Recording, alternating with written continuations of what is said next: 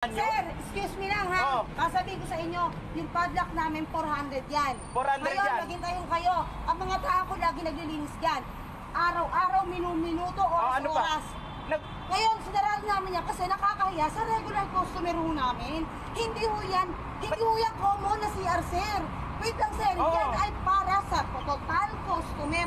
Hindi ho para sa mga nakikidaan lang, nakikisiyan. Hindi ho para dun yan. Ngayon, kaya namin nilak yun para sa mga customer ko. Kasi mga customer ko ho, nagagas din po ako dyan. Nagagas din po ako dyan.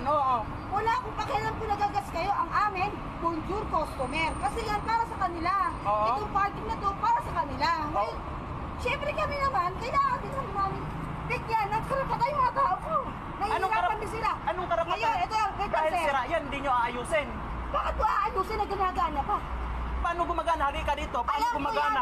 Alam mo pala eh. Ba't tayo ba? Ba't bibili pa ako ng bago? 25 minutes akong nalak doon. Hindi ko kasalanan ba't kayo nalak? May yung pintuan doon. May lock yun. Sir Sherwin, may padlock and may... Di ba na-open yun? 25 minutes akong na... Ikaw pa yung... Iihil ka lang? Ilalak mo ba yung pintuan? Tumatay ako, hindi ako umiihi. Sana kuya nagtanong ka.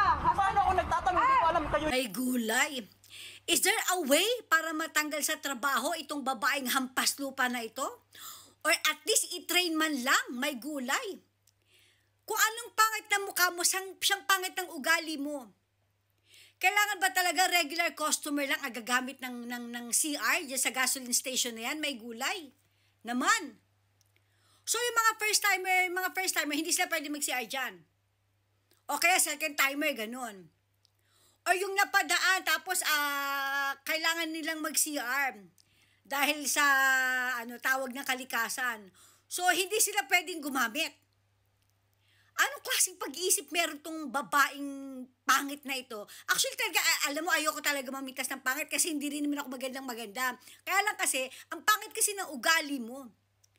Nalak yung customer, may gulay for 25 minutes. Tapos sasabihin mo, hindi mo kasalanan. Kasalanan pa ng customer kasi nga hindi siya regular customer. Tapos nag-toilet siya doon, gumamit siya ng CR nyo. May gulay. Anong klaseng pag-utak meron ka? Pwede ba yung company owner? Yung company na, yung gasoline station owner niya, pwede ba? I-train nyo naman yung mga tao nyo. Hindi dapat ganyan ang mentalidad ng mga tao nyo. Kailangan nyo, serbisyo. Magbigay kayo ng magandang service sa mga tao. Alam nyo, dito sa Japan, although of course, again, magkaiba ang Japan at Pilipinas. Sa Japan, hindi mo kailangan magpagasolina sa gasoline station para gumamit ka ng CR nila. Everybody's welcome. Because yan parte ng serbisyo ng mga kumpanya. Right? Kahit sa convenience store, hindi mo kailangan bumili sa kanila para mag-CR ka. Pwede. Or sa restaurant, hindi mo kailangan umorder para makitoilet ka. Pwede yon. Hindi ka sisitahin. It's all right. Dahil part yan ng service ng company sa mga tao. Again, ateng, pwede ba yung ugali mo, wag mo naman iterno sa mukha mo.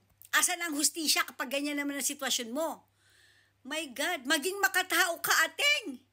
May gulay, galit na galit ka pa. Bakit ipapagawa yung lock? Pagmamalaki mo pa, yung lock is 400. Hoy, ang lock namin sa bahay, 20,000. Ateng, okay? Pag may pagyabang yung 400 pesos na lock mo. May gulat kung makasabi ka, paano may mga tao ko? As if naman, tao mo talaga yung mga tao dyan? Hello, tingnan mo itsura mo. My God, again, maging makatao kayo. My gosh, anong klaseng gasoline station yan? Nalak na si kuya, kasalanan pa niya. May gulay, anong klaseng babae itong leche na to, nakakagigil ka. May kuwang ko yung gigil ko eh. Maligo ka nga, para mahimas-masang ka. Leche, ugali yan, basura.